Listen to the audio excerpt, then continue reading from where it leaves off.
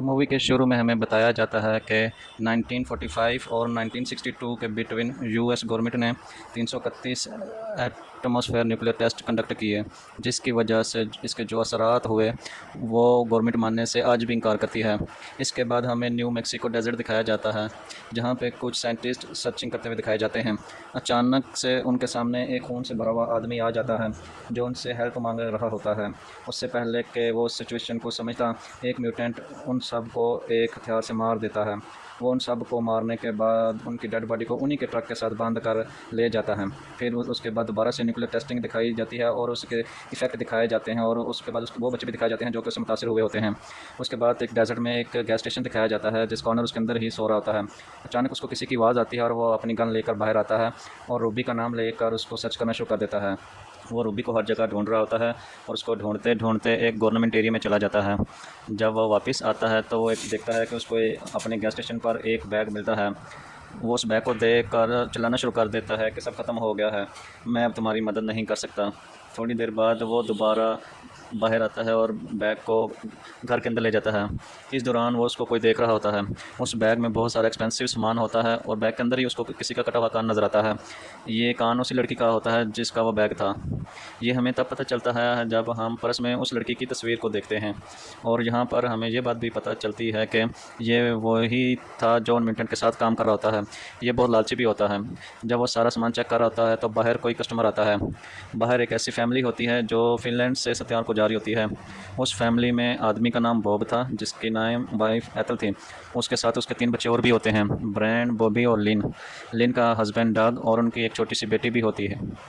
उनके अलावा उनके साथ 2 जर्मन डॉग भी होते हैं जिनका नाम उन्होंने ब्यूटी बीस्ट रखा होता है।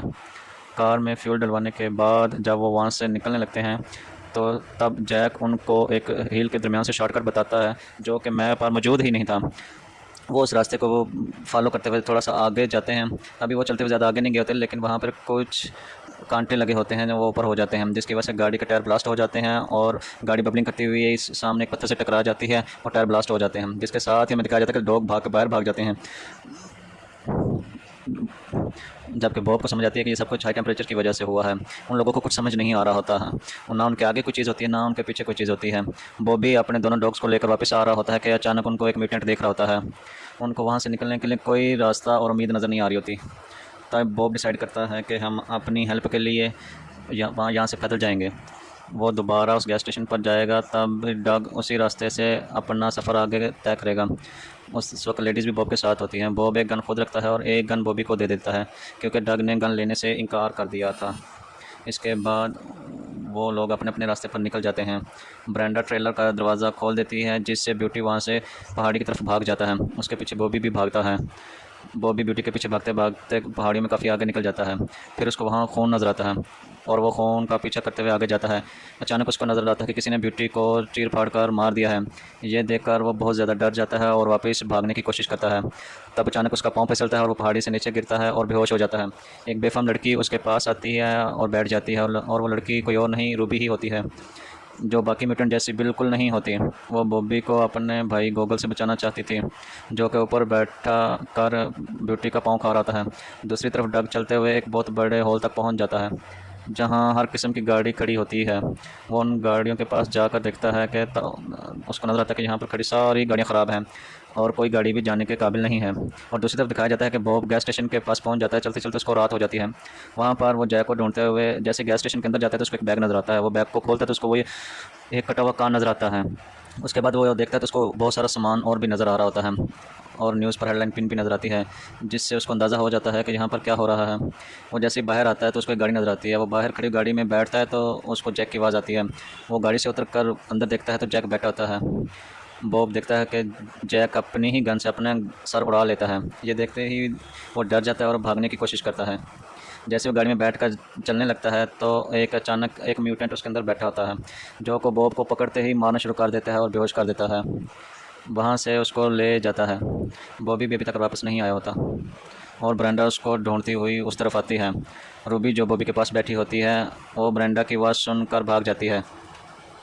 तब ब्रेंडा बॉबी को लेकर वापस आ जाती है, लेकिन बॉबी उन तीनों को इस वाक़े का मतलब कुछ नहीं बताता। फिर अचानक वहाँ पे कुछ हरकत, कुछ आवाज़ सुनाई दी देती है।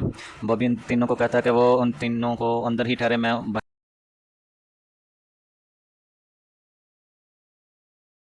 बाहर देखता हूँ तभी वहाँ पर डग आ जाता है और वो कहता है कि यहाँ पर ये सड़क ख़त्म हो रही है, आगे कोई शॉर्टकट नहीं है। ये सुनकर बॉब भी उनको कुछ नहीं बताता।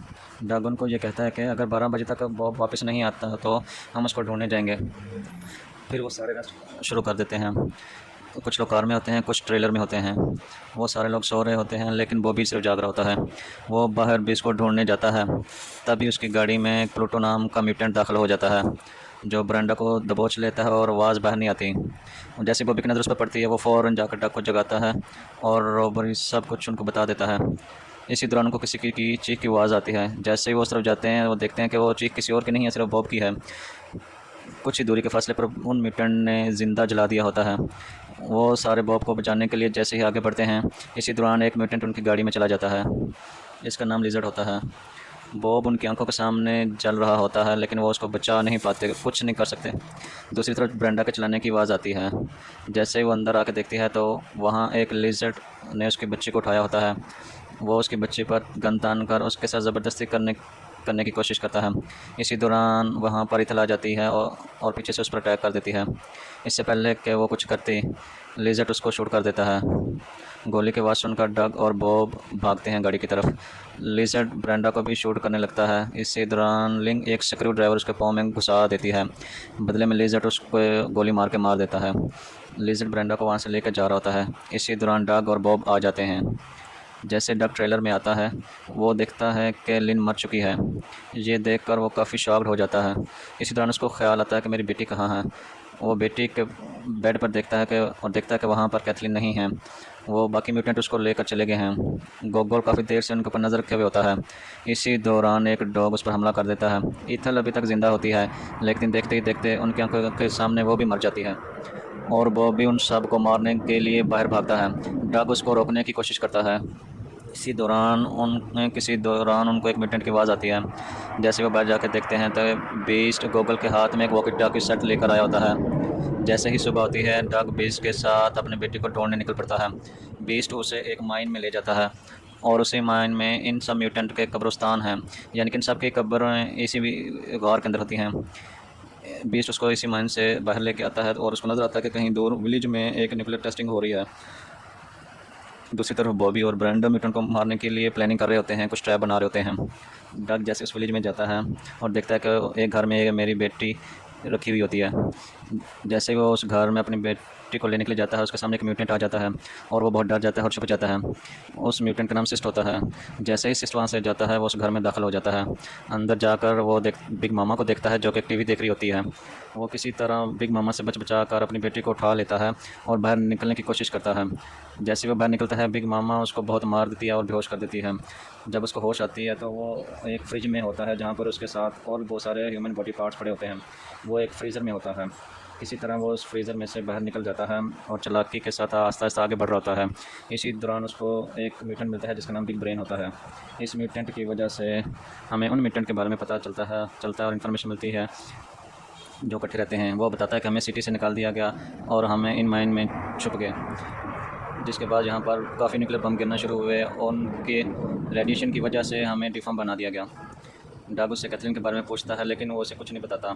इसी दौरान एक और म्यूटेंट प्लूटो पर हमला कर देता है। वो एक कुल्हाड़ी का वार करके उसकी 2 उंगलियां काट देता है लेकिन होशियारी से वो बचकर डग उसको हमला करके मार देता है। वो देखता है कि सिस्ट उसकी तरफ गन लेकर आ रहा होता है, जिसे डग छुप कर देख रहा होता है और कुल्हाड़ी से उसके ऊपर हमला कर देता है और मार देता है। बिग ब्रेन रेडियो पर लिजर्ड को ऑर्डर देता है कि वो उसके बच्चे को मार दे। इसी दौरान बीस्ट उसको मार देता है। डग अपनी बेटी को ढूंढने के लिए हर घर में जाता है लेकिन उसको कहीं कैथलीन नज़र नहीं आ रही होती, लेकिन उसको वहाँ पर बहुत सारे डिफॉर्म बच्चे नज़र आते हैं। लिजर्ड जब कैथलीन को मारने लगता है तो उसको नज़र आता है कि कैथलीन नहीं बल्कि एक पिग पड़ा हुआ है, कैथलीन नहीं। कैथलीन को बॉबी वहाँ से लेकर भाग गई होती है। दूसरी तरफ बॉबी की मदर की डेड बॉडी नहीं मिल रही होती, कोई उसको उठा कर ले गया होता है। जैसे वो उसको ढूंढने के लिए निकलता है वो देखता है कि जुपिटर म्यूटेंट उसको खा रहा होता है। जुपिटर इन सब म्यूटेंट का बाप होता है। जैसे ही वो उसको देखता है वो उसके पीछे भागता है और वो भी उसको फंसाने की कोशिश करते हैं और किसी तरीके से वो उसको अपने टाइम में फंसाने के काबिल हो जाते हैं। जैसे ही वो उसको पकड़ने के लिए ट्रेलर का दरवाज़ा खोलता है वो अपने आप ब्लास्ट हो जाता है। रूबी कैथलीन को लेकर डग के पास पहुंच जाती है, तभी वहाँ पर लेज़र म्यूटेंट पहुँच जाता है। डग गन्स उसको शूट कर देता है। रॉबी डग को उसकी बेटी दे देती है। इसी दौरान लेज़र दोबारा खड़ा हो जाता है और गोली मारने की कोशिश करता है। इसी दौरान रॉबी भागती हुई उसके पास जाती है और उसको पहाड़ से नीचे गिरा देती है और दोनों नीचे गिर जाते हैं, जिससे दोनों की मौके पर डेथ हो जाती है। इसी दौरान वो देखते हैं कि ब्रेंडा जुपिटर जिंदा है। ब्रेंडा एक कुल्हाड़ी का वार करके जुपिटर को मार देती है। उसके बाद वो देखते हैं कि डग अपनी बेटी और बीस्ट को लेकर वापस आ रहा होता है। वो दोनों उनको देखकर काफ़ी हैरान और खुश होते हैं, लेकिन अब भी उनको कोई एक म्यूटेंट देख रहा होता है। इसके साथ ही मूवी का ख़त्म हो जाता है।